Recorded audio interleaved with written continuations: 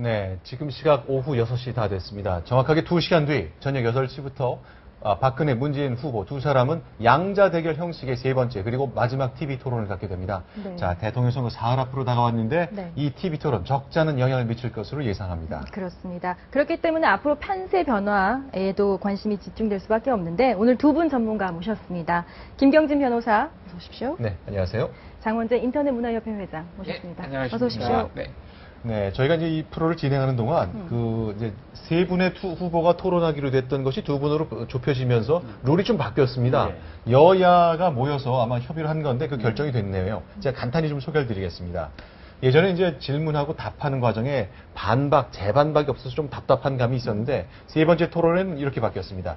질문을 하고 1분 동안, 1분 30초 동안 답변을 듣고 다시 1분간 반론을 펴고 1분 30초 동안 재반론을 펴는 5분간의 공방이 두 세트 벌어지고요. 이 밖에 3분 동안 서로 시간을 충분히 써서 상대와 토론을 벌이는 자유토론도 만들어지게 됐습니다.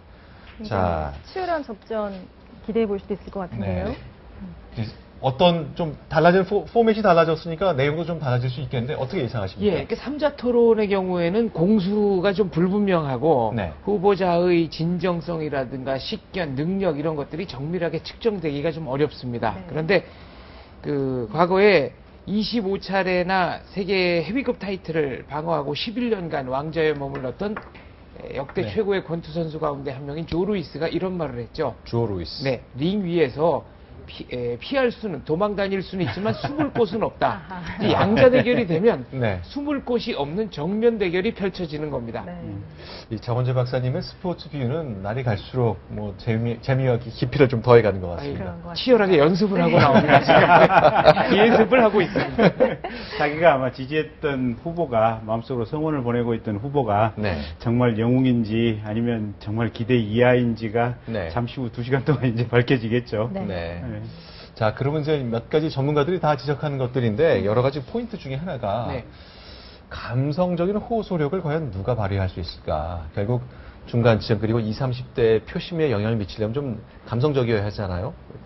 특히 이제 20, 30세대, 2030 세대가 그런데 감성적 호소력이라는 관점에서는 어느 분이 좀 영향을 많이 발휘할까요? 근데 제가 생각할 때는 두 분 다 그렇게 시통하지는 않을 것 같아요. 네. 일단 인색한 평가입니다. 예, 네. 일단 목소리가 좀 촉촉해야 될 것 같고 그 네. 목소리 음성이나 음색에 이렇게 좀 뭔가 감정이 좀 섞여서 이렇게 전달이 돼야 되는데 네. 두 분 다 음성 속에는 아마 그런 부분이 좀 없는 것 같아요. 그리고 내용 자체가 또 핵심만 전달하는 그런 스타일이 두 분이기 때문에 네. 두 분 다 아마 감정을 좀 전달하는 데는 조금 미숙하지 않을까. 네. 다만 이제 박근혜 후보 같은 경우는 그 이제 여성으로서 또 네. 친정 어머니 같은 마음으로 네. 이렇게 30, 40대 여성들에게 뭔가 좀 이렇게 호소하는 네. 그런 부분에 얘기를 한다면 조금 네. 좀 뭔가 이렇게 여성들끼리 마음과 마음으로 소통하는 부분이 있을 수 있겠고 네. 이제 문재인 후보는 그 점에 있어서는 약간은 좀 불리한 위치인데 네. 어떻게 보면 이제 여성 정책 또 여성에 대한 사랑을 펼치는 그 마음을 어떤 느낌으로 전달할지 네. 이제 본인의 역량에 달려 있겠죠. 네. 오늘 주제가 이제 사회, 문화, 과학, 기술, 교육인데요. 네. 사실은 양 후보 진영에서 서로의 정책을 좀 베끼는 듯한 네. 그러니까 이른바 중도 공략을 하기 위해서 정책들이 점점 가운데로 몰려서 네. 두 후보의 정책 사이에는 그렇게 큰 차이가 없다라고 생각합니다. 네. 네. 그러면 결국 이제 부각시킬 수 있는 것은 어떤 후보가 이 절절한 민생 문제에 대해서 네. 진정성을 보여주느냐 하는 문제인데 네. 지금 김 변호사님 지적대로 이번 대선이 약간 뭐랄까 그 재미가 떨어진다는 얘기를 하는 분들이 많지 않습니까? 네. 네. 근데 두 후보자가 어떤 매력 포인트를 최대한 발산시키는 데는 약간 좀 실패하지 않았나 하는 생각이 듭니다. 아, 인간적인 매력. 네, 왜냐하면 네. 그 이전의 대통령 선거전에서는 네. 뭐 이명박 대통령 그러면 성공한 세일즈맨, 네. 노무현 대통령 하면 자기의 기득권 이익을 포기하고 안 되는 데 갖다 계속 들이받는 바보 노무현. 네. 뭐 이런 이미지가 뚜렷하게 있었거든요. 네. 김대중, 김영삼 대통령은 말할 것도 없이 이제 민주투사의 이미지가 강했고. 근데 그 두 분은 국민들 머릿속에 이분이다 그러면 이렇게 탁 떠오르는 네. 아주 강렬한 이미지가 조금 부족한 것 같고요. 네. 그나마 이제 가지고 있는 매력도 박근혜 후보는 박정희 박근혜, 네. 문재인 후보는 노무현 문재인으로 분산을 시켜놨습니다. 네. 그러니까 지금 김 변호사님 말씀대로 토론 자체가 1대1임에도 불구하고 다소 좀 밋밋하게 흐를 가능성이 아직 남아있다. 네. 오히려 그럴 가능성이 많다라고 봅니다. 그럼 저 이정희 후보가 1, 2차 토론 때는 그런 역할을 맡았는데 좀 도발적인 문제 제기나 이런 발언을 통해서 좀 판이 흔들리는 그런 모습 오늘은 예상할 수 있을까요? 그런 부분도 없을 것 같아요. 없겠죠. 어차피 후보자 본인의 입으로 네. 네. 최근에 이제 뭐 네거티브 공방전이 있는데 네. 박근혜 후보께서 물론 이제 기자회견도 하시고 이랬지만 네. 네. 팩트 자체가 이렇게 확정된 부분이 거의 잘 없잖아요. 그렇죠. 그렇기 때문에 후보 본인이 그 자리에서 뭔가를 얘기하시기는 조금 좀 부적절한 것이 아닌가. 네. 기껏 해봐야 조금 뭐 선거를 공명선거 하자 이 정도 네, 네. 수위이지. 네. 그래서 아마 그런 이정희 후보가 했던 도발적인 문제 제기는 아마 상당히 없을 네. 것으로 보입니다. 일부 말씀하시죠. 네, 일단 두 분 모두 신중하고 진중한 성격이기 때문에 어떤 사안을 콕 집어서 직접적으로 거론하지는 않을 거라고 생각하고요. 네, 네. 사실 어떤 사안을 콕 집어서 직접적으로 얘기했을 때 위험 부담이 있습니다. 네. 만약에 두 분 중에 한 분은 이제 반드시 당선이 되실 텐데 네. 당선 이후에 여기서 제기했던 문제가 거짓으로 밝혀졌다. 네. 이렇게 되는 경우 그 역풍이라는 것은 네. 정말 상상할 수가 없는 네, 거거든요. 네. 그러니까 그런 점 때문에라도 네. 콕 집어서 네거티브를 하시지는 않을 걸로 저는 생각합니다. 네. 이정희 후보의 사퇴에 대해서는 많은 분들이 예상을 하셨었어요. 많은 전문가 분들이. 근데 이제 불과 6시간 전 아닙니까? 네. 그때 이제 사퇴 표명을 했는데 유불리로 따지자면 어느 후보에게 이것이 그 긍정적인 영향을 줄 거라 보시는지요? 상관이 없을 것 같아요. 아, 어차피 네. 지금 정말로 뭐 이게 앞으로 8시부터 진행되는 토론회에서 제가 볼 때는 두 분이 큰 차이를 결과적으로 낼 것 같지는 않을 것으로 예상이 되지만 네. 거기서 어쨌든 국민들이 보고 느끼는 거에 의해서 마지막 표심을 정할 것이기 때문에 거기서 잘하는 것이 중요하지 이정희 후보가 이번 토론회 뭐 끝나고 나서 사퇴했다 끝나기 전에 사퇴했다 네. 네. 이 부분은 별 상관은 없을 것 같습니다. 예. 네. 그러니까 참 재미있는 게 어제 지금 이 시간에 채널A에 나와서 네. 그 위키프레스의 정영진 편집장. 편집장하고 얘기를 대담을 하는 도중에 네. 정영진 편집장이 그 얘기를 했거든요. 토론에 들어가기 아마 시작하자마자 사퇴한다고 뭐 중도에 그만둘 것이다. 그래서 아. 둘이 양자 토론의 기회를 제공할 것이다. 그 얘기를 네. 했는데 네. 참 우연인지 아니면 뭐 그 프로를 보시고 아마 그렇게 결정을 하셨는지 몰라도 바로 네. 그렇게 결정을 하시더라고요. 아, 그럼 정영진 편집장 얘기는 이제 저녁 8시에 TV 토론 시작되면 그 예. 초미에. 예. 그러면 토론 룰은 못 정할 뻔했네요. 그렇죠. 그렇더라면. 예. 예, 그래서 저는 토론을 마치고 마지막 발언, 최후 네. 발언으로 이제 네. 사퇴할 것이다라고 예측을 했는데 네. 그거보다는 뭐 상당히 많이 앞당겨진 네. 거고요. 아까 네. 이제 우상호 그 민주당 공보단장이 사전 교감이 없었다고 했으니까 네. 네. 저는 이제 그 문제는 이제 뭐 거론하면 안 된다고 생각하는데 네. 가장 이제 쟁점이 됐던 것은 사실 이정희 후보가 사퇴한다는 것을 두 후보에게 다 알렸거나 사전에 네, 네. 두 분에게 다 알리지 않았다면 이건 문제가 될 게 없습니다만 네. 한쪽에게만 알렸을 경우에는 형평성 문제가 생기는 네. 거죠. 미리 대비할 시간을 길게 주는 거니까. 근데 이제 사전 교감이 없었다고 이정희 후보가 했으니까 박근혜 후보에게 먼저 문재인 후보에겐 얘기하지 않고 박근혜 후보에게만 얘기했을 가능성. 그러니까 어느 한 후보에게만 얘기한 거는 박근혜 후보에게만 얘기를 했더라도 문제가 되는 거고. 농담을 했는데 잘 안 받아주시네. 너무 진지한 대화가 근데 오가는. 아마 민주당도 그렇고 새누리당도 그렇고 네. 이 상황 자체를 염두에 두고 아마 준비를 하셨어야 그렇죠. 했을 네. 거예요. 그렇게 근데 네. 이정희 후보가 박근혜 후보에게 그런 얘기를 했다 그러면 박근혜 후보 떨어뜨리러 나왔다 그랬는데 네. 이게 무슨 역공작 아닌가 하고 굉장히 복잡하게 생각을. 근데 이정희 후보를 제가 이제 평가해주고 싶은 것은 네.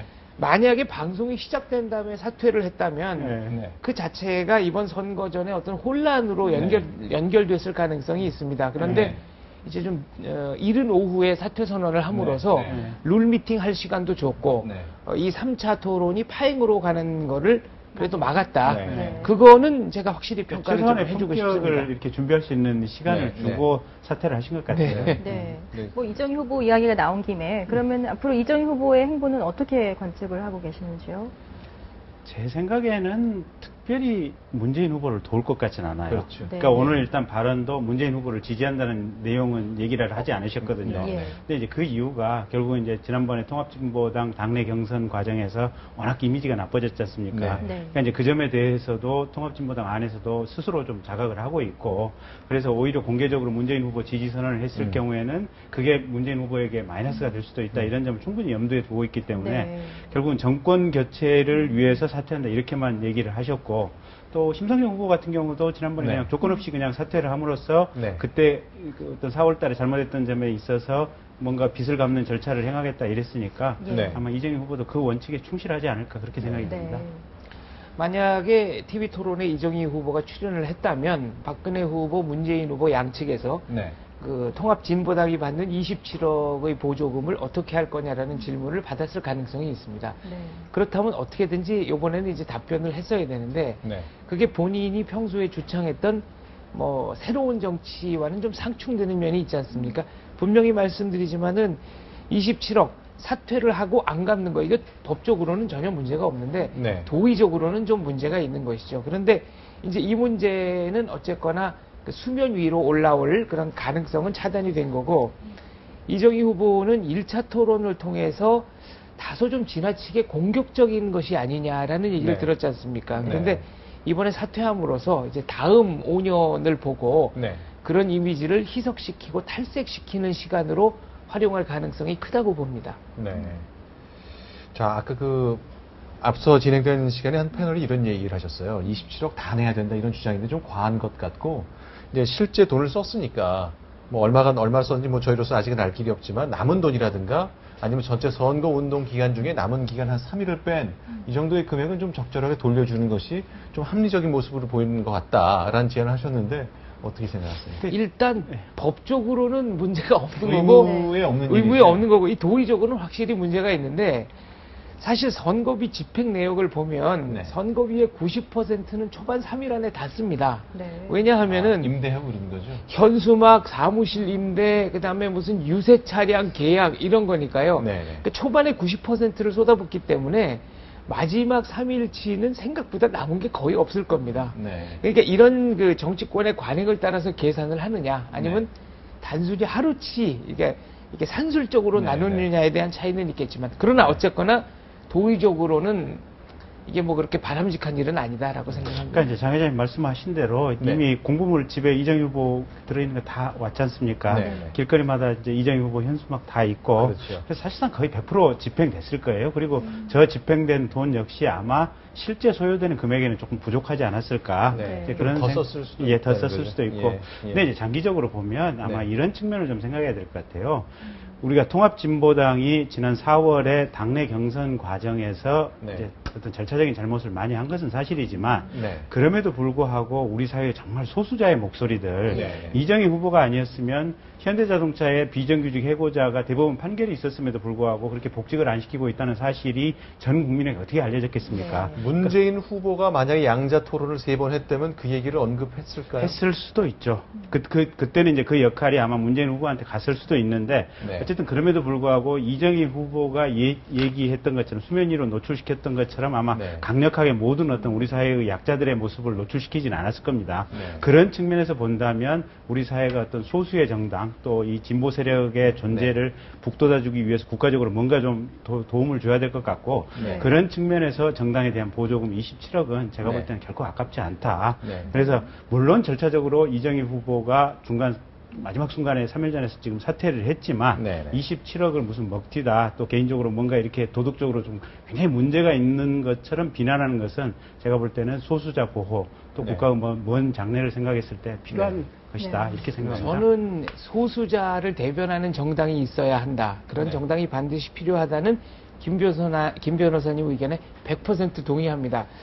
그런데 이제 통합진보당 같은 경우에 문제는 국민의례를 거부하고 애국가를 안 부른다든가, 또 기타 대변인의 논평을 통해서 종북적 성향을 드러낸다든가, 그러니까 그 대한민국의 헌법적 가치와 질서 자체를 부정하는 듯한 이런 모습을 보였기 때문에 이것은 좀 문제가 있다라고 생각을 하고요. 그러나 네. 대한민국의 그 존립 자체를 허물지만 않는다면 소수자의 이익을 대변하는 정당은 반드시 필요하다. 저는 네. 뭐 근데 동의합니다. 이제 그 점에 대해서도 뭐 네. 제가 통합진보당을 뭘 대변하는 위치에 있지는 않지만 네. 첫째는 과연 그러면 이 통합진보당 세력이 네. 우리 사회에서 도저히 참을 수 없을 정도, 우리 사회가 용인할 수 없을 정도로 어떤 북한 편향성을 가지고 있느냐. 네, 네. 이미 그랬다면 사실은 헌법재판소에 의해서 정당 해산 절차가 이루어졌을 겁니다. 네, 네. 근데 우리 사회가 이 정도까지는 품을 수 있는 정도 바운더리 안에, 범주 안에 있다고 생각하기 때문에 통합진보당을 우리 사회가 지금 품고 가는 것이고요. 그래서 네.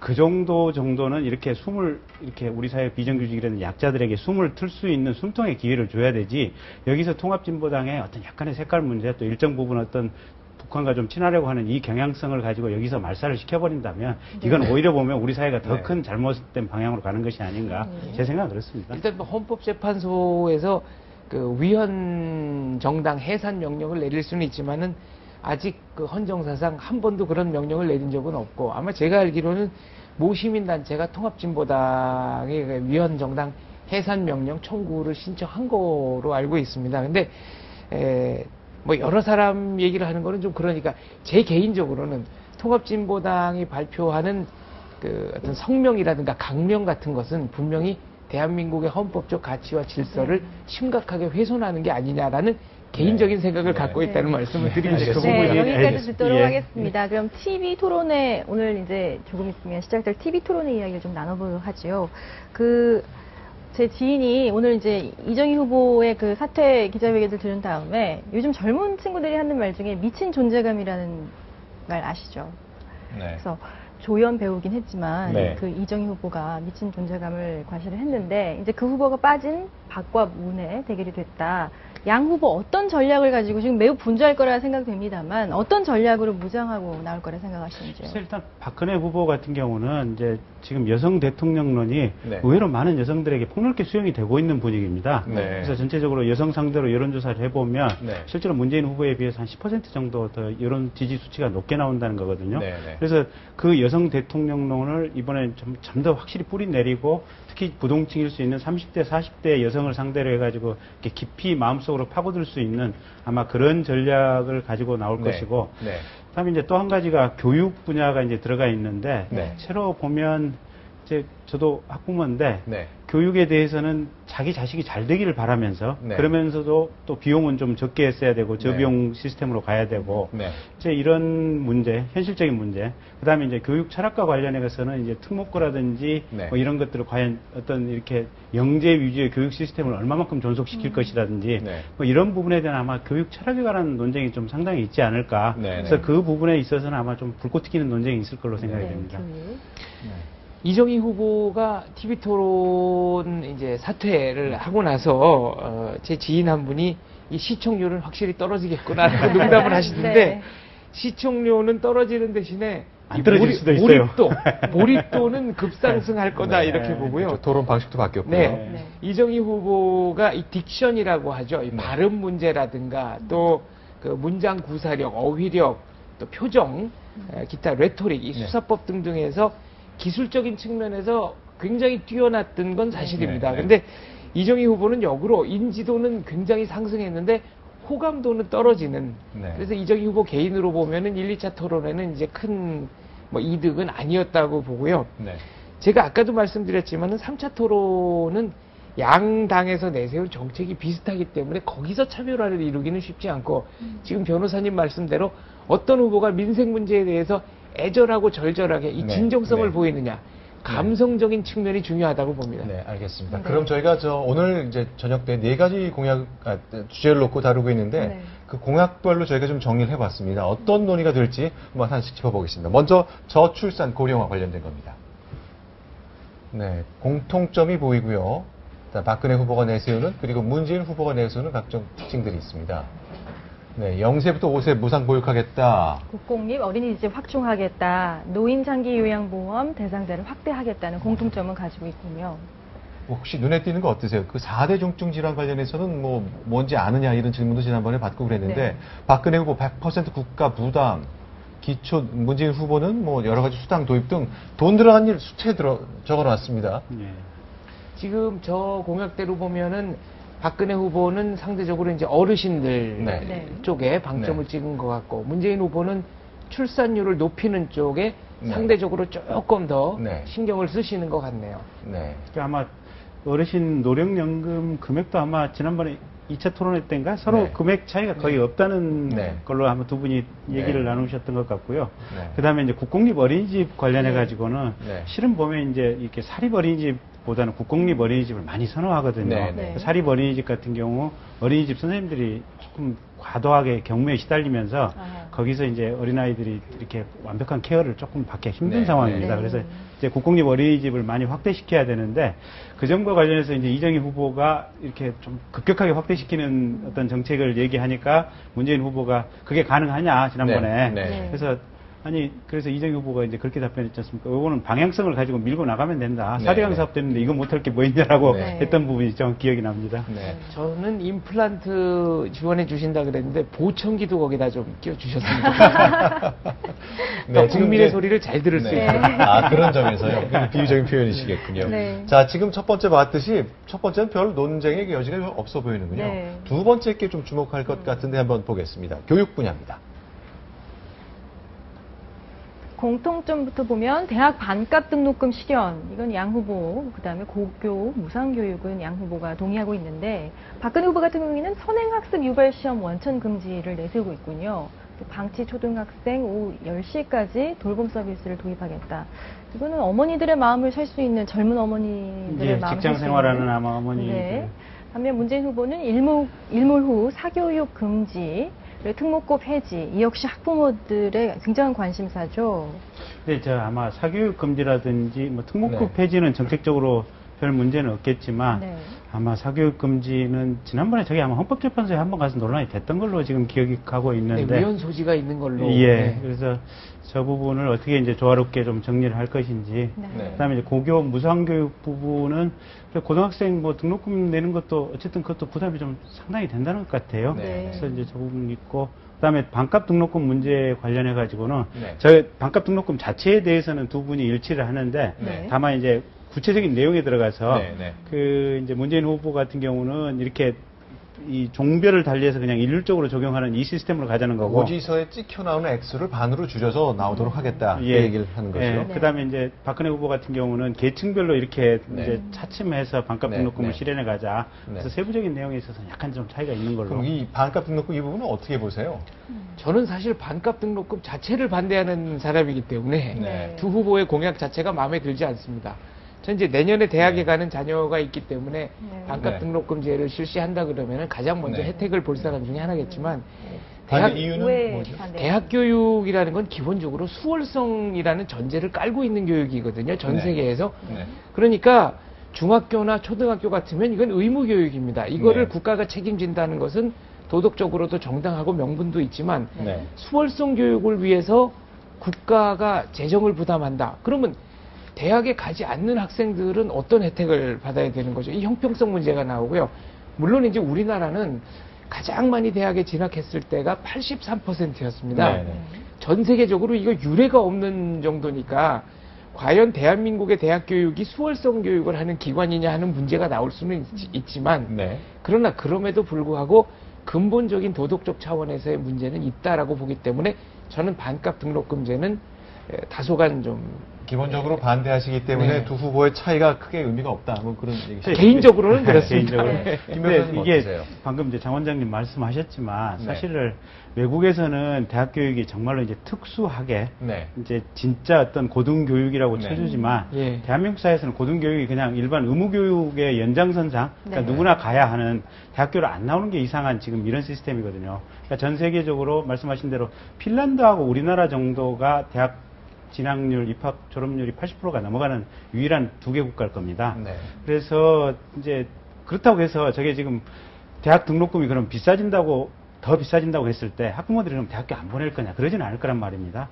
무조건 보낼 수밖에 없는 것이고 그러면 이 대학 등록금 문제에 대해서는 정부가 어떤 식으로든지 손을 대야 되고 등록금하고 상관없이 지금도 대학교 사립대학교에 보조금들이 엄청나게 많이 들어가거든요. 그래서 제일 문제는 뭐냐면 저도 지금 현재 사립대학 등록금 시스템, 사립대학이 지금 국공립대학에 비해서 한 2배 정도 비싸거든요. 네. 그럼 이 사립대학의 이 등록금 시스템이 과연 저 돈이 합당한 것인가? 네. 근데 사립대학이 재정 공개를 지금 명확하게 안 하고 있거든요. 예. 기껏 해봐야 지금 문제가 되니까 5년인가 10년인가 뭐 10년 네. 만인가 지금 감사원에서 감사 한번 하고 그냥 그것도 겉핥기 감사하고 끝내버려가지고 네. 저 부분에 대해서 정확한 어떤 가격, 원가 이런 비교가 안 돼 있어서 네. 최소한 우리 장 원장님 말씀대로 등록금 부분을 현재처럼 받아들인다면 사립대학의 어떤 재정이라든지 이런 시스템에 대해서 아주 면밀하게 검증할 수 있는 이런 것들이 돼서 네. 현재의 등록금이 맞다라는 것이 전제가 된다면 그럴 수도 있지만 그게 아니라면 조금 등록금 문제는 국가가 네. 좀 대대적으로 좀 수술을 해야 될 부분이라고 네. 제가 봅니다. 생각하는 것은 이제 그럼 대학에 진학하지 않는 학생들에 대한 상대적인 배려는 어떻게 할 것이냐 이 네. 문제가 네. 좀 해결이 돼야 될 것 같고요. 그리고 어떻게 보면 대학의 등록금을 아주 비싼 데부터 아주 싼 데까지 차별화해서 소비자가 네. 가격별로 그러니까 학교의 어떤 명성이라든가 교육 커리큘럼이라든가 이런 걸 네. 보고 선택하게 하는 것이 보다 근본적인 해결책이 되지 않을까 생각합니다. 네. 네. 너무 이상적인가요? 그렇지 않습니까? 하여튼 이게 해결이 잘 이게 교육 문제는 네. 벌써 이렇게 해결이 안 나고 모두가 네. 당사자라고 생각하니까요. 네, 알겠습니다. 그럼 다음 정책 하나 또 보겠습니다. 네. 네. 이것, 공통점이 없네요. 그런데 범죄 예방, 사회 안전, 뭐, 이거 중요하다고 얘기 안 하실 이유가 없는데요, 양쪽 후보가. 네. 아마 사형제에서 좀 사형제- 생각의 차이가 있을 거 있겠군요. 예. 지난번에 아마 박근혜 후보가 얘기한 건 아닐 거고 새누리당 일부 의원들이 아마 사형 집행을 재개하라는 아마 성명을 냈던 걸로 기억이 되거든요. 네. 네. 근데 지금 우리나라가 97년 아마 김대중 대통령 이후에 지금 사형 집행을 안 안 하고 사실상의 있어서 사형 반대 국가죠. 지금 최근에 한 2, 3년 동안 뭐 강간 살인 사건이 빈발하면서 저 점에 네. 대해서도 국민적으로 좀 상당히 의견 충돌이 있는 부분인 것 같습니다. 네. 그 사형제를 시행하는 것과 강력 범죄의 발생 빈도 사이에 상관관계가 명확해지면 네. 이 점은 뭐 답이 비교적 좀 쉽게 나올 수 있는 문제가 아닌가 네. 생각합니다. 네. 네. 자, 그럼 과학기술 발전 방안도 있는데 네 번째 테마입니다. 한번 보시죠. 공통점부터 볼까요? R&D 예산 증액 그리고 안정적 연구 환경 조성에는 두 후보가 공통적인 의견을 갖고 있습니다만 박근혜 후보는 R&D 예산을 5% 확대하겠다. 문재인 후보는 조금 그것보다 낮은 4.5% 확대를 주장하고 있군요. 그리고 미래창조과학부를 신설해서 이 분야를 좀 더 발전시키겠다. 실질적인 차이는 아마 전혀 그러네요. 없는 것 이름만 같습니다. 조금 다른 것 네. 같은데 과학기술부 부활, 항공우주청 신설 뭐 이렇게 문재인 후보는 공약을 하고 아마 있습니다. 최근에 그 북한에서 네. 미사일인지 로켓인지에 나로, 쐈는데 네. 우리나라 나로 연거푸 지금 3번째 실패하지 네. 않았습니까? 네. 그래서 아마 저런 것도 아마 잠시 후에 토론에서 이명박 정부 들어와서 네. 과학기술부 폐지한 것이 아마 네. 그런 어떤 나로 실패의 하나 원인 중에 아니냐 네. 아마 이렇게 좀 공격이 있지 않을까 이렇게 예상이 됩니다. 네. 뭐 외부에서는 뭐 얼마 전 빌 클린턴 전 대통령도 그렇고 그 외부에서는 또 한국이 그 미래에 살고 있는 과학 그 대강국이다. 네. 그럼 미국은 뭐 하고 있는 거냐 뭐 이런 얘기를 했다고 하는데 또 최소한 두 후보들은 할 말과 할 일이 많은 것 같습니다. 통신에 있어서만은 해외에 나가보면 분명한 것 같아요. 그러니까 우리나라처럼 이렇게 스마트폰이라든지 데이터를 이렇게 자유자재로 펑펑 쓸 수 있는 나라는 우리나라밖에 없는 것 같아요. 네. 그 외국에 나가서 이렇게 와이파이 한번 잡아보려고 그러면 뭐 유럽이든 미국이든 네. 이렇게 공짜 와이파이 잡기가 쉽지 않거든요. 근데 우리나라는 어디 가도 그냥 공짜 와이파이 널려 있지 않습니까? 네. 그것만 봐도 최소한 통신에 있어서는 인터넷과 통신은 우리나라가 세계 1등 국가임은 분명한 것 같습니다. 네. 대한민국에서 이걸 너무 당연하게 받아들이는 경향이 있는데 네. 유럽만 가도 통신비가 어마어마하게 많이 듭니다. 네. 지금 변호사님 말씀대로 잘 터지지도 않고 네. 그다음에 터진다고 해도 그 비용이 참 개인이 감당하기에는 이 돈을 내면서 내가 이걸 써야 되나 하는 정도니까요. 네. 그래서 그거를 바탕으로 여러 가지 대한민국의 이제 미래 성장 동력을 설계할 수 있다고 생각하고 항공우주청 같은 경우에는 지금 뭐 중국도 유인 우주선을 달에 보내겠다고 하고요. 네. 네. 일본도 이제 우주 개발에 본격적으로 나서겠다고 하니까 저는 그 자체가 대한민국의 젊은이들에게 뭔가 야성과 도전 정신을 불러일으켜 네. 줄 수 있지 않을까. 그래서 네. 저는 문재인 후보의 저 우주 항만청인가요? 아까 뭐였죠? 항공청. 우주 항공청 신설은 굉장히 아주 매력적인 포인트 중에 하나다라는 생각이 듭니다. 항공우주청이 예, 나옵니다. 그네요. 네. 항공우주청. 그러니까 시대의 흐름 자체가 굉장히 기술이 이제 어떻게 보면 모든 것을 변화시키고 지배할 수 있는 시대의 흐름이 왔거든요. 네. 그러니까 저희가 매번 얘기하는데 트위터를 통해서 네. 발생한 지 30초 만에 어떤 정보를 받아본다고 하는 건데요. 이게 뭐냐면 결국은 기술의 발전이 정보의 전달 속도를 이렇게 바꾸는 거거든요. 네. 또 이렇게 뭐 채널 A라든지 종편 방송이 있음에도 불구하고 대한 방송들 이렇게 기술의 발전이 만들어내지 않습니까? 결국은 향후 한 20년, 30년은 이 기술 발전으로 세상이 발전하는 시대인데 그 부분에 대해서 지도자들이 얼마만큼 의지와 네. 열정을 가지고 네. 있는가 이제 중요하게 좀 봐야 될 것 같습니다. 알겠습니다. 네. 뭐 오늘 저녁 때 8시에 이제 이른바 맞짱 토론이 성사돼서 치열하게 붙을 것으로 예상했지만 저희가 지금 짚어본 4가지 테마를 놓고 보면 공약상은 별 차이가 없겠네요. 다만 그 공약을 풀어가는 기본적인 두 후보의 철학의 차이랄까, 네. 일하는 방식의 차이랄까, 그런 건 좀 부각이 될 것 같습니다. 지금 이제 트위터 말씀을 하셨으니까 또 오늘 이회창 후보가 오늘 기자회견도 하고 그랬는데요. 자, 저희가 그러면 이 네거티브라는 것이 막판에 변수가 되는 듯 마는 듯 뭐 이런 것 때문에 논란이 많았는데 그 그림 한번 다시 보고 얘기를 계속 이어가 보겠습니다. 이회창 후보의 기자회견 모습입니다. 네. 김대엽 병풍 의혹 사건 하나만으로도 저희 지지율이 11.8% 하락한 것으로 나와 있습니다. 이렇게 진실이 밝혀졌지만 선거가 끝난 뒤에 무슨 소용이 있겠습니까? 저는 이런 네거티브 흑색 선전이 없었더라면 제가 대통령이 됐을 것이다. 이렇게 말하는 것이 아닙니다.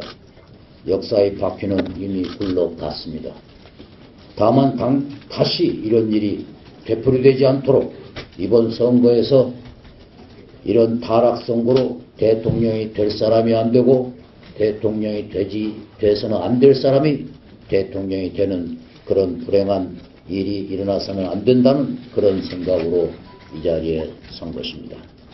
사랑하는 국민 여러분, 더 이상 우리 정치가 네거티브 흑색 선전에 좌우되지 않도록 눈을 크게 뜨고 지켜봐 주시고 또 현명한 판단을 내려주십시오. 이회창 후보가 오늘 당사에서 기자회견을 가졌는데요.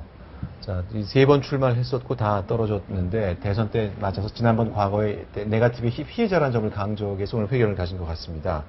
오늘 이회창 후보의 회견 놓고도 이게 득이 될 것이다, 실이 될 것이다 얘기가 굉장히 많습니다. 네. 어떻게 보셨습니까? 글쎄, 당연한 말씀을 당연히 강조를 하셨으니까. 네. 근데 이제 그런 거죠. 뭐 세상은 자기가 보고 싶은 관점에서 보는 것이고. 네. 그래서 이제 이회창 후보 아드님들 뭐 병역 의혹 문제에 대해서 네. 이제 저쪽에 뭐 여권 지지 성향에서는 봐라 이회창 전 후보 말씀대로 이렇게 네거티브로 인해서 이런 대통령 선거의 결과가 바뀔 수도 있지 않냐 네. 이렇게 생각하는 사람들도 있을 것이고 네. 또 일각에서는 반대되는 진영에서는 네. 아니 그게 충분히 의혹의 소지가 있었고 어쨌든 네. 군대 안 간 네. 것은 사실이 아니냐 네. 뭐 네. 이런 식으로 또 받아들이는 사람도 있고 이러기 네. 때문에 네. 저 자체가 아마 특별한 문제는 없을 겁니다. 그리고 네. 지금 진행되고 있는 어떤 네거티브 의혹들이 후보 본인들하고 직접적인 연관이 있는 사항은 아니기 때문에 네. 네. 과거에 있었던 대형 네거티브 그러니까 가령 이명박 대통령의 BBK 의혹이라든지 또 네. 방금 네. 이회창 후보 아드님 문제라든지 네. 이런 부분하고는 좀 성격이 많이 다르기 때문에 네. 네. 이번에는 네거티브가 있기는 있대. 네. 다만 과거처럼 그렇게 대형 네거티브는 아니고 큰 의미를 갖지는 않을 것 같다. 이렇게 보고 네. 있습니다. 네. 네, 지금 이제 변호사님 말씀대로 각자가 가지고 있는 결정 편향성이라는 게 있거든요. 네. 그러니까 어느 후보를 지지하느냐에 따라서 저 이회창 전 후보가 말씀하신 거를 이제 각자 이렇게 해석을 하는. 네, 각자 이제 해석을 하는 겁니다. 그 입맛에 편향성 맞게. 네, 문제는 있는데 이회창 전 후보의 경우에는 일단 본인은 굉장히 억울하실 거고 네. 네. 김대엽 씨가 폭로한 게 결국 사실이 아닌 걸로 밝혀졌으니까 매우 억울할 것이다. 그래서 개인적으로는 저런 말씀하실 충분한 자격이 있으시다고 보고요. 사실 이회창 전 후보에게 가해졌던 네거티브는 가장 성공한 네거티브의 하나입니다. 네. 왜냐하면 병역 비리로서 끝난 게 아니라 인간 육포라는 조어를 만들었거든요. 인간 네, 아, 그러니까 아드님들. 그 신장의 그 체중이라면 네. 이거는 걸어 다닐 수가 없는 것이고 네. 거의 인간 육포다. 그래서 시각적으로 형상화하는데 성공한 거죠. 네. 이랬을 때의 전파력은 아주 무섭게 빨라집니다. 네. 그런데 얼마 전에 그 개성공단 인근에서 이제 귀순한 북한 병사가 네. 뭐 183cm에 뭐 40몇 킬로그램. 네. 그래서 결국 인간 육포가 아니더라도 그 신장의 그 체중이 임상적으로 가능하다는 게 이제 밝혀졌습니다. 물론 네. 이회창 후보의 그 아드님이 북한 병사처럼 영양 상태가 아주 현저히 불량했느냐 이렇게 물으신다면 네. 할 말은 없지만 아무튼 이제 임상적으로는 가능했다는 얘기고요. 네, 네. 이건 채널 A의 책임이 매우 크죠. 아, 그렇습니까? 네. 어떻게? 다른 종편에서는 뭐 김대엽 씨를 섭외를 해가지고 네네. 그 사후 전말 뭐 이런 거에 대해서 인터뷰도 하고 뭐 네. 토론도 하고 그러던데 네. 채널 A는 지금 전혀 그런 데 대한 진실 규명의 의지가 보이지 않습니다. 예. 네. 그래서 이거는 결국 채널 A의 책임이다라고. 패자 부활전을 해야 되는 이게 이제 논리에 좀 비약이 있습니다만. 네. 아니 그래서 네. 이제 제가 이렇게 쭉 생각을 해본 게 네. 결국은 이제 좀 뭔가 시점에 따라서 네. 가령 이렇게 후보를 조금 빨리 선정을 해야 될 것 같고요. 각 당에서. 네, 네. 두 번째로는 네거티브를 검증하는 공식적인 시스템이 있어야 될 것 같아요. 네. 지금처럼 네거티브에 대한 어떤 의혹 제기, 그러니까 아예 팩트가 자칫 다른 사실관계 아예 다른 얘기가 나오면 거기에 대해서는 이제 수사기관이 조사해서 엄히 처벌을 해야 되겠지만 네. 그런 내용이 아니고 우리가 흔히 합리적으로 제기할 수 있는 의혹들이라면 이거를 뭐 선관위가 됐든 뭔가 어떤 공적 기관이 담당해서 여기에 대해서 서로 공방을 할 수 있는 네. 이런 시스템을 좀 가지고 좀 어떤 검증을 해야 될 것 같고 지금처럼 검증을 해야 되는 주체도 불분명하고 네. 또 검증에 대한 의혹 제기도 그냥 전 국민이 마음대로 또 어느 매체에나 할 수 있는 계속으로. 이런 시스템이면 대선 자체가 계속해서 혼탁하게 갈 수밖에 없는 것 같아요. 네. 네. 그래서 제가 얼핏 생각을 한 게 이게 어떤 검증에 관련된 무슨 사이트를 하나 좀 열어놔가지고 네. 최소한 이 특정 후보에 대해서 과거에 생긴 지금까지 생긴 일 이전의 것들은 네. 그 사이트에 가령 이렇게 등록을 해라. 네. 등록을 하고 그럼 그 등록을 했을 때 가령 그 부분이 사실과 틀리다고 할지라도 면책을 시켜주되 네. 네. 다만 등록이 된 거에 대해서는 상대방도 좀 성실하게 좀 답변을 내리고 네. 그럼 그걸 보고 국민들이 좀 판단할 수 있도록 하는 네. 뭔가 그런 좀 객관적인 검증 시스템이 이제는 마련돼야 될 시점이다. 네. 그런 생각이 네. 많이 들었습니다. 지금 이제 이회창 후보가 네거티브 때문에 낙마하고 낙선한 게 1997년하고 2002년, 10년 전. 김대엽 씨가 두 번 등장했었죠. 네, 이제 15년 전인데 사실 그때에 비해서 대한민국은 비약적으로 발전했습니다. 그래서 아까 변호사님 말씀하신 대로 어떤 일이 벌어지면 30초 안에 트위터로 다 이제 전달이 된다 그러셨는데 네, 그 네. 얘기는 소문의 확산 속도도 빠르지만 검증에 걸리는 시간 자체도 상당 부분 줄어들었다는 네, 네. 거거든요. 네, 그래서 네. 네거티브 이거 잘못했다간 역풍 맞는 수가 있고 트위터는 또 개인이 드러날 수밖에 없습니다. 그 네. 메시지를 누가 날리느냐가 드러날 수밖에 없는 구조이기 때문에 네. 상당히 책임성 있게 이제 트위터리안도 행동할 수밖에 없다 이런 말씀 드리고요. 미국 같은 경우에 언론사들이 운영하는 그 여러 가지 사이트가 있는데 그 중에 이제 뭐 여러 가지가 있습니다만 아예 이름이 팩트체크.com이라는 게 있습니다. 네. 그래서 어떤 그 주요 정치 지도자가 말을 했거나 주장을 했거나 연설에서 인용을 했거나 하는 것들을 취재력을 동원해가지고 검증을 해서 네. 그게 진실인지 아닌지를 판정을 하는 거죠. 네. 이런 사이트들이 굉장히 많거든요. 그래서 네. 우리도 공신력 있는 기관 역시 채널 A가 네. 이런 거를 좀 네. 해야 채널 되죠. 언론사 A 연합에서 팩트체크 한다든지 뭔가 닷컴. 좀 네. 결국 알겠습니다. 모든 게 지금 채널 A의 문제로 귀결이 되고 있습니다. 아니, 저희가 진작 했었어야 할 일을 하지 못했기 때문에 네. 그러니까요. 네, 네거티브. 아까 변호사님이랑 얘기했는데 저희가 네. 출연료를 적게 준다고 목리를 부리는 게 절대 아니라는 사실을 분명히 네. 좀 해두고 네. 알겠습니다. 그러니까 이렇게 네. 기대가 크시니까 저희도 이제 가급적 공정한 방송하고 저희가 사전적으로 선제적으로 해야 될 것 좀 해야 되겠습니다. 여러 가지 제안을 주셨는데 메모를 잘 해놓겠습니다. 자, 그러면 오늘 그 네거티브에 대해서도 그렇고 아무래도 좀 마지막까지는 이게 네거티브도 큰 변수가 안 될 것 같고 네. 그러면 앞으로 이제 3일 동안에 과연 뭐가 문제가 될까요? 뭐가 표로 움직일까요?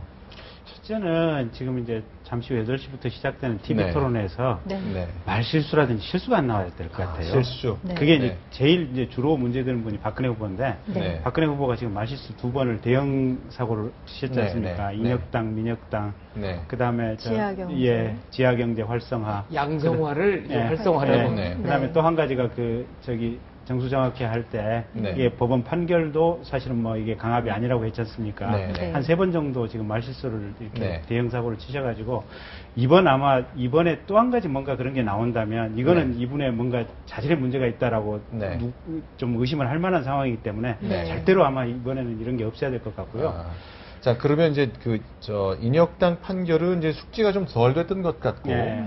그 다음에 인혁당, 민혁당이나 양성화, 활성화 이런 거는 좀 혀가 실수라고 꼬이는 보이죠. 거잖아요. 네, 다 예. 실수라고 보이는데 아마 만약에 이번에 또 그런 게 나오면 혹시 가정이지만 박근혜 예. 후보가 대통령이 된다면 다양한 실수가 계속 예. 이어질 것으로 예상할 수 있다. 그래서 그렇죠. 국민들은 불안감을 느낄 수도 있다. 그렇죠. 아니, 왜냐면 재미 아닌가요? 예. 글쎄요. 아니 그- 대통령이 이게 100만 대군을 움직이지 않습니까? 네. 근데 네. 전쟁터에서 네. 그 대장군이 이렇게 배탈이 나가지고 잠시 화장실 가야 될 상황이 되면 네. 순간 이 화장실 가고 싶은 생각 때문에 딴 생각하면 100만 대군이 몰살할 수도 있거든요. 이 판단 잘못으로. 네. 네. 그 중요한 문제입니다. 네. 그래서 대통령의 권한이 굉장히 크기 때문에 하나의 네. 실수도 용납이 안 된다는 게 하나 있고 네. 두 번째는 이제 문재인 후보가 아까 인터뷰를 봤더니 이게 있대요. 이제 TV 토론회 끝나고 나서 네, 네. 48시간 불철주에 잠 안 자고 유세를 하겠다. 네. 그건 뭐냐면 지금 아마 거의 지지율이 제 추측컨대 네. 아마 동률일 것 같아요. 네. 차이가 전혀 없을 것 같고 네, 네. 이 상황에서는 결국은 얼마만큼 기를 쓰고 후보들이 움직이고 후보의 움직임을 통해서 후보를 지지하는 열성적 지지자들이 후보만큼이나 선거운동을 주변에 하느냐 네. 이 열기를 확산시키느냐 이거에 의해서 관건이 될 것 같거든요. 네. 그래서 이 두 가지가 결정적으로 지금 최종적인 당락을 좌우할 것이다. 저는 그렇게 보고 그러면 있습니다. 손학규 후보는 같이 동행하지는 않을 것 같네요. 저녁이 있는 삶을 얘기하셨는데 48시간 동안 강행군하는 유세를 한다 그러면 손학규 후보는 안 따라갈 본인의 것 같아요. 슬로건하고는 좀 상당히 안 맞는 거니까. 근데 48시간 저녁을 포기하고 또 뭐 몇 년간 저녁을 자주실 거면 때가 때인 터라 예. 또 예외가 있을 수 있죠. 어떠세요?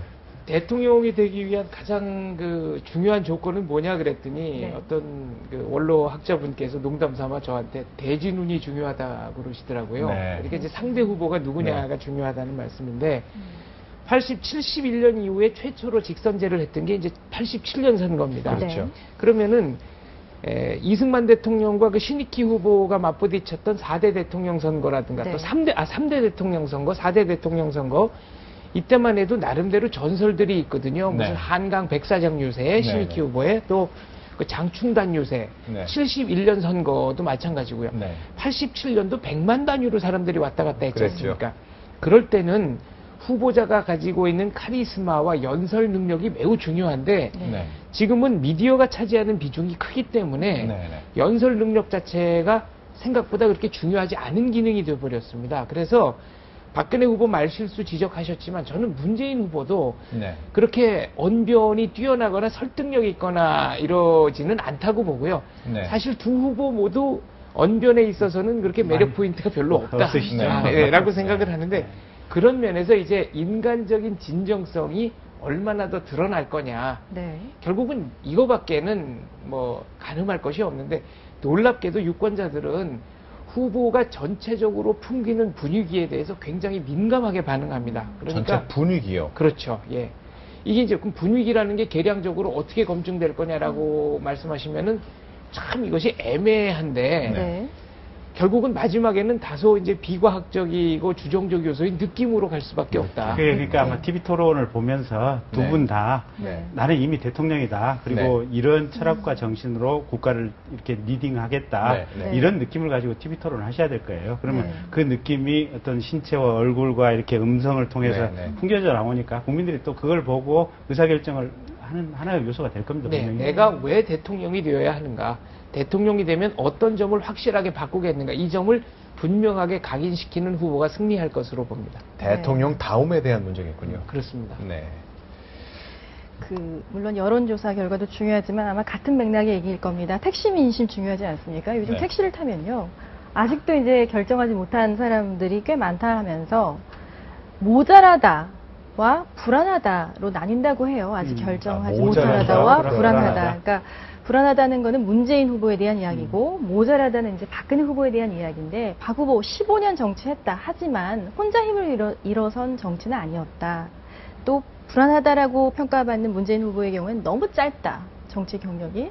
그래서 국민의 입장에서는 아직 마음을 정하지 못했고 그래서 이번 3차 토론을 보고 결정을 하겠다. 불안하다 그리고 모자라다의 싸움이 될 것이라고 하는데 두 분이 만약에 이 양 후보의 그 측근이시라면 오늘 밤 어떤 전략으로 지금 이 불안하다와 모자라다를 좀 불식시켜야 된다고 생각하십니까? 특별한 전략이 없죠. 있을 수가 네. 없고 그러니까 아까 장 원장님과 또 제가 방금 말씀드린 대로 네. 네. 본인 스스로 이미 이제 이렇게 후보 나오기 전부터 어떤 국가의 지도자로서의 철학, 네. 또 생각하고 있는 것, 미래의 네. 방향, 이 부분을 지도자의 느낌을 가지고 그냥 이렇게 차분하게 잘 설명하는 것 이외에 다른 방법은 없는 것 같고요. 네. 택시 기사님들이 이렇게 모자라다 부족하다 이 부분은 아마 양쪽 당에서 그렇게 서로 간에 프로포간다를 선전을 잘해서 그러신 것 같아요. 네. 네. 택시 그러니까 민심까지 민주당 쪽에서는 계속 그래왔지 않습니까? 수척공주다. 그래서 네.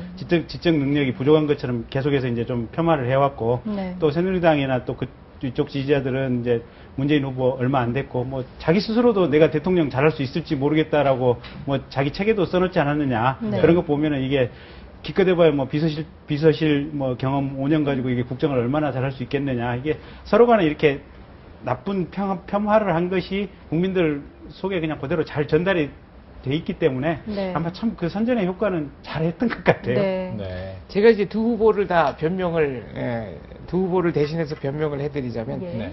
박근혜 후보에 대해서 모자라다는 평, 네. 네. 이거는 좀 납득하기 어렵습니다. 왜냐하면 79년 10월 이후에 다시 정치를 시작하시는 동안 한 19년 정도 이제 집거를 하셨죠. 거의 네. 사회적으로 격리가 돼 있다시피 했는데 네. 이 기간 동안 심신의 타격을 받지 않고 몸과 마음을 추스려서 재기를 하고 지금 저 지점까지 가셨다는 것은 저것은 네. 박근혜 개인의 위대한 성취다라고 저는 생각을 하고요. 어떤 점에서 그렇죠? 대한민국에서 실질적으로 퍼스트 레이디 역할을 수행하면서 네. 굉장히 많은 사회적 주목을 받았습니다. 그런데 네. 79년 10월 이후에는 얼마나 수많은 사람들이 배신하고 돌아서고 네. 관심의 사각지대로 밀려났겠습니까? 네, 그 편차가 네. 어마어마하게 컸을 텐데 그거를 이제 견뎠다는 거를 저는 굉장히 높이 평가해 드리고 싶고 네. 문재인 후보에 대해서 불안하다. 사실은 1, 2차 토론에서 문재인 후보의 존재감이 없었다는 얘기가 있었지만 저는 네. 역으로 그래도 이분이 국정 전반을 한번 쭉 들여다본 분이구나. 네. 그런 경륜과 경험이 나름대로 잘 드러났다고 생각을 네. 했거든요. 오히려 노무현 대통령은 그 좀 럭비공 비슷한 데가 있는 분이셨다는 세평이 있지 않습니까? 네. 네. 워낙 격정적이시니까 이제 어디로 네. 튈지 모르고 그래도 문재인이라는 비서실장이 있었기 때문에 또 노무현 후보는 그 노무현의 친구 문재인이 아니라 문재인의 친구 노무현이다라는 네. 얘기를 했고 그 불안한 노무현을 어느 정도 제어한 브레이크 역할을 저는 문재인 네. 비서실장이 네. 해주셨다고 생각하기 때문에 이거는 네. 두 후보에 대해서는 저는 다 좀 해당하지 않는다고 보고요. 네. 택시 기사분들께 이제 제가 그 두 부류로 나뉘시더라고요. 네. 그러니까 한 부류는 어떻게든지 정권을 심판하시겠다는 분들. 네. 네. 또 한 부류는 어떻게든지 전 정권을 심판하시겠다는 분들. 그렇죠. 네, 결국은 어느 경우든지 정권을 심판하겠다는 일치하고 있습니다. 네. 그 경우도 뭐 누구를 위해서 이 사람이 꼭 돼야 된다기보다는 그 그룹이 돼서는 안 된다는 역시 좀 배제 정치가 좀 들어있는 생각이 좀 듭니다. 그래도 네. 장 박사님께서는 저 두 후보를 위한 공동의 변론을 해주셨는데 마무리는 좀 다툼 없이 따뜻한 분위기에서 진행이 된 것 같습니다. 네. 자, 김 교수님 마지막으로 뭐 더 하실 말씀 있으세요? 그래서 이제 제가 이렇게 계속 반복적으로 말씀을 네. 드리는데 대통령은 결국은 사람을 부리는 능력이 필요한 사람입니다. 그렇죠. 예, 그래서 각 전문 분야에 있어서 제일 좋은 사람을 뽑아서 이 사람을 어떻게 잘 부릴 것인가 이게 관건이기 때문에 네. 결국은 TV 토론의 어떤 공식적인 주제로 그게 논해지지는 않지만 네. 쭉 토론 오늘 저녁에 보시는 과정에서 네. 저 두 분 중에서 누가 좋은 사람을 많이 픽업을 해서 네. 그 사람들을 잘 부릴 역량이 있을 것인지 네. 그 점에 있어서 한번 조금 토론에 겉으로 튀어나오는 말하고 상관없이 네. 그걸 한번 좀 들여보셨으면 합니다. 네. 네, 알겠습니다. 네, 잘 알겠습니다. 네. 네, 저희는 잠시 전하는 말씀 듣고 다시 오겠습니다.